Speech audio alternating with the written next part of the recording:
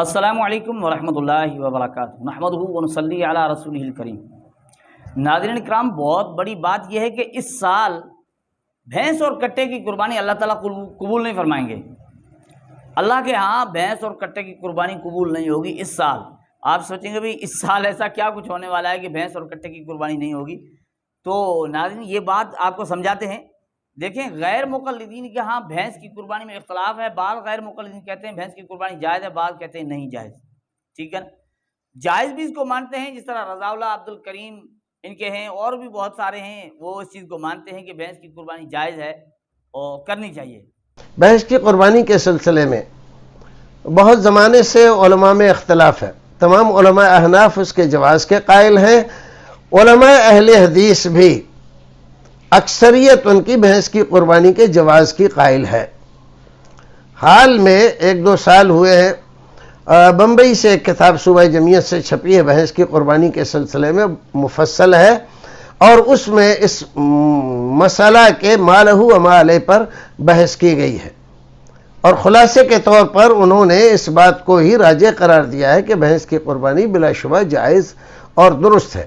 لیکن دوسرے جو ہے نا، وہ بعض کہتے ہیں کہ نہیں کرنی چاہیے، دوسرے کہتے ہیں نہیں کرنی چاہیے، کیونکہ اللہ کے رسول کے دور میں یعنی جو قربانی کی گئی صحابہ نے جو کی، وہ بھینس اس میں نہیں تھی، اور جو قرآن پاک میں جو مذکورہ مویشی بتائے گئے ہیں، جو جانور بتائے گئے قربانی کے، ان میں بھینس کا نام نہیں ہے، اس وجہ سے وہ بھینس کی قربانی کو جائز نہیں سمجھتے۔ تو یہ بات ہو گئی کہ بعض کہتے ہیں قربانی ہے، بعض کہتے ہیں نہیں ہے، لیکن جو نہیں کہتے وہ بھی یہ کہتے تھے کہ بھائی ہم یہ نہیں کہہ سکتے کہ اس کی قربانی ہوئی یا نہیں ہوئی۔ تو ہمیں کیا ضرورت ہے کہ ہم جو ہے بھینس کی قربانی یعنی کہ لازمی ان جانوروں کی موجودگی میں کریں جن جانوروں کی رسول اللہ صلی اللہ علیہ وسلم نے کی ہے؟ تو ہمارا بھی رجحان یہی ہے کہ یہ ہم نہیں کہہ سکتے کہ جس نے کیا اس کی قربانی نہیں ہے، یہ نہیں کہہ سکتے کہ اس کی قربانی نہیں ہے۔ قربانی بہیمۃ اللہ نام میں یہ چیز داخل ہے، شامل ہے، اجتہادی مسئلہ ہے، اور علماء کرام میں سے کئی علماء کرام اہل حدیث نے جواز کا فتویٰ بھی دیا ہے۔ ٹھیک ہے نا؟ یہ نہیں کہتے تھے کہ بھئی جس نے بھینس کی قربانی کر دی اب ہوگی یا نہیں ہوگی، ہم یہ نہیں کہہ سکتے۔ البتہ ہم یہ کہتے ہیں کہ آپ وہ جانور ذبح کریں جو قرآن میں جن کے نام مذکور ہیں، جو اللہ کے رسول یا صحابہ نے جو ذبح کیے ہیں قربانی کے لیے، وہ جانور آپ ذبح کریں۔ لیکن یہ اختلاف چلتے چلاتے کہ بھینس کی قربانی جائز ہے، بعض کہتے ہیں ناجائز ہے، کرنی چاہیے نہیں کرنی چاہیے، بھینس گائے کی قسم میں شمار ہے یا نہیں ہے، یہ بہت سارے اختلافات اور باتیں چلتے چلتے اس سال یہاں تک بات پہنچی ہے کہ بھینس کی قربانی کرنے کی بات تو دور کی بات ہے، جائز ناجائز کی دور کی بات ہے، اللہ تعالیٰ قبول ہی نہیں کریں گے، اللہ تعالیٰ قبول نہیں کریں گے، اور بھینس کی قربانی پر کوئی اجر نہیں ملے گا، اور بھینس جو قربانی کی اس کا پیسہ یہ ضائع جائے گا، کسی کام کا نہیں ہے۔ یہ اسی سال، آپ سوچیں گے یہ اسی سال کیسے ہے؟ ہم یہ بات آپ کو سمجھانے سے پہلے کہ اس سال بھینس کی قربانی اللہ تعالیٰ قبول نہیں کریں گے، یہ بات جو ہم آپ کو سمجھانے کہ اس سال کیسے اللہ تعالیٰ قبول نہیں کریں گے، اور اس سال یعنی اجر کوئی نہیں ملے گا بھینس کی قربانی پر، کٹے کی قربانی پر، اور اس سال پیسہ جو ہے نا قربان آپ نے یعنی بھینس کی قربانی کی تو ضائع جائے گا۔ اس سال یہ کیوں ہے یہ بعد میں بتاتے ہیں، آپ کو پہلے سناتے ہیں کہ یہ کون ہے، کیا کہہ رہا ہے کہ بھینس کی قربانی اس سال قبول نہیں ہوگی، کہ قربانی قبول نہیں ہوگی، وہ آپ سن لیں اسے۔ کسی بھی صحابی سے ثابت نہیں ہے کہ اس نے بھینس کی اور کٹے کی قربانی کی ہو۔ آپ نے بکرے کی قربانی کی، مینڈے کی قربانی کی، گائے کی قربانی کی، اونٹ کی قربانی کی، ان کی جو فیمیلز ہیں ان کی قربانی کی ہے۔ اس کے علاوہ نبی کریم صلی اللہ علیہ وسلم نے اور کسی جانور کی قربانی نہیں کی۔ حالانکہ ہرن جو ہے وہ حلال جانور ہے، اور عرب کے اندر پایا بھی جاتا تھا، اس کا شکار بھی کیا جاتا تھا، لیکن ہرن کی قربانی نہیں کی گئی۔ اسی طرح جو ہے وہ اور جانور بھی ہیں جو حلال ہیں لیکن قربانی کے وہ جانور نہیں ہیں۔ حلال ہونا ہی قربانی کے لیے ضروری نہیں ہے۔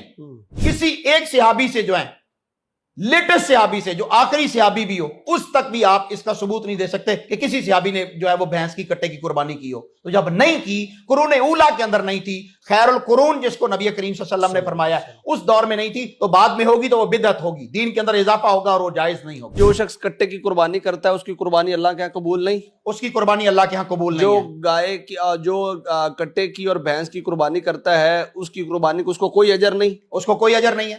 اب مجھے بتائیں، گھوڑا جو ہے، اور کٹے کی قربانی پہ یا گائے بھینس کی قربانی پہ جو اتنے پیسے لگاتے ہیں وہ سمپل ایک جانور ذبح ہوا ہے وہ قربانی نہیں کہہ سکتے اس کو۔ قربانی کا اجر و ثواب نہیں ہے، نہیں ہوگا۔ جو شخص کٹے کی قربانی کرتا ہے اس کی قربانی اللہ کے یہاں قبول نہیں۔ اس کی قربانی اللہ کے ہاں قبول جو نہیں ہے۔ گائے کی جو کٹے کی اور بھینس کی قربانی کرتا ہے اس کی قربانی کو اس کو کوئی اجر نہیں۔ اس کو کوئی اجر نہیں ہے۔ اب مجھے بتائیں گھوڑا جو ہے، اور کٹے کی قربانی پہ یا گائے بھینس کی قربانی پہ جو اتنے پیسے لگاتے ہیں وہ سمپل ایک جانور ذبح ہوا ہے وہ قربانی نہیں کہہ سکتے اس کو۔ قربانی کا اجر و ثواب نہیں ہے۔ اب ناظرین یہ ہیں عبد القیوم ظہیر صاحب، ان کے جو ظہیر ہیں وہ عجیب ظہیر ہوتے ہیں۔ بہرحال وہ یہ کہہ رہے ہیں کہ بھئی دیکھیں بھینس کی قربانی اللہ کے ہاں قبول نہیں ہوگی، آپ نے سنا خود، اور اس پر کوئی اجر نہیں ملے گا، اور جو ذبح کیا قربانی کی بھینس کی یا کٹے کی تو وہ پیسہ ضائع جائے گا، وہ پیسہ ضائع جائے گا، کسی کام کا نہیں ہے۔ تو اس میں سال کا کیا ہے؟ یہ تو کہہ رہے ہیں کہ نہیں ہے قربانی قبول نہیں ہوگی۔ دیکھیں یہ پہلے خود کہتے تھے کہ بھینس کی قربانی جو ناجائز بھی سمجھتے تھے نا، وہ بھی یہ نہیں کہتے تھے کہ بھئی اللہ تعالیٰ قبول نہیں کریں گے، وہ کہتے تھے بھئی یہ قبول نہ ہونا یہ ہم نہیں کہہ سکتے، بہرحال ہم یہی کہیں گے وہ جانور نہیں ہے جو اللہ کے رسول نے قربان کیا یا قرآن میں جو مذکورہ نام آئے ہیں وہ جانور نہیں ہے۔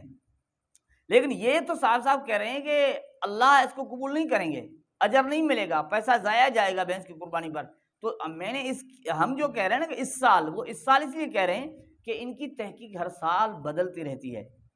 یہ ان کی تحقیق آپ نے دیکھا نہیں، یہ تو مسئلہ ہے، ان کا مسلک بھی بدل جاتا ہے۔ ایک بندہ آتا ہے اعلان کرتا ہے کہ میں نے تحقیق کر کے مسلک اہل حدیث قبول کیا ہے، دیکھیں نہیں لوگ اسے، میں نے تحقیق کی، بڑی تحقیق کے بعد جا کر اس مقام پر پہنچا کہ روئے زمین پر اگر کوئی حق مسلک ہے تو مسلک اہل حدیث ہے۔ اس طرح کے آپ نے اعلانات سنے نا، لیکن کچھ ہی سالوں کے بعد وہی بندہ اعلان کرتا ہے کہ میں نے تحقیق کی اور تحقیق کے بعد اس مقام پر پہنچا کہ اس روئے زمین پر حق مسلک اہل تشیع ہے، وہی بندہ۔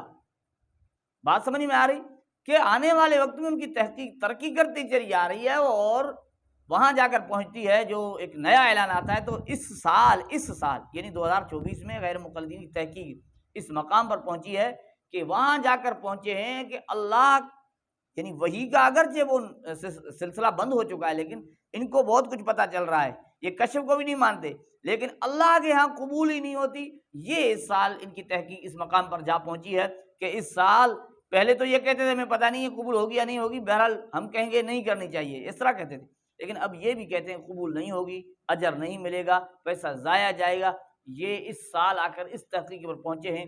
اب آنے والے اگلے سالوں میں تحقیق کہاں جا کر پہنچتی ہے وہ تو اللہ کو علم ہے، ہم نہیں کہہ سکتے، لیکن اتنا یقین ہے کہ اس سال انہوں نے اعلان کر دیا ہے، اس سال یعنی 2024 میں، کہ بھینس اور کٹے کی قربانی اللہ کے یہاں قبول نہیں ہے، اس پر کوئی اجر نہیں ہے اور پیسہ ضائع جائے گا۔ تو ناظرین اس طرح کی نئی نئی چیزیں اور نئے نئے فتوے، ان کی تحقیق جو چونکہ بڑھتی چلی جا رہی ہے، ترقی کرتی چلی جا رہی ہے، اب ان کی ترقی کہاں جا کر پہنچے گی وہ تو اللہ کو ہی علم ہے، لیکن جتنی ترقی ہو رہی ہے ہم آپ کی خدمت میں پیش کر رہے ہیں۔ اللہ جل جلالہ ہمیں ان غیر مقلدین کی حقیقت کو سمجھنے کی توفیق عطا فرمائے۔